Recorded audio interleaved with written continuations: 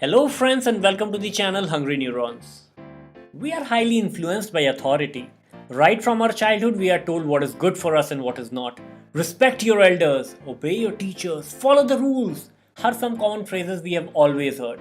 So much so that we forget to question the authority. But should we? There are at least a million trained economists in the world, and no one could accurately predict the timing of 2008 financial crisis, let alone the details of how the crisis would play out.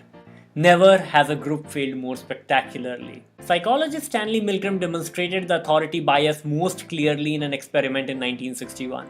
The subjects were instructed to administer ever increasing electrical shocks to the person sitting on the other side of a pane of glass.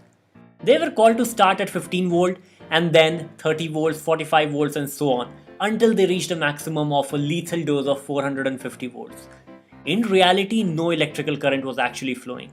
Milgram used an actor to play the role of the victim. Those charged with administering the shock didn't know that. The results were, well, shocking. As the person in the room wailed and writhed in pain, and the subject administering the shock wanted to stop, the professor would say, "Keep going, the experiment depends on it." The majority of the people continued with the electrocution. More than half of the participants went all the way up to maximum voltage, out of sheer obedience to authority. Authorities crave recognition and constantly find ways to reinforce their status.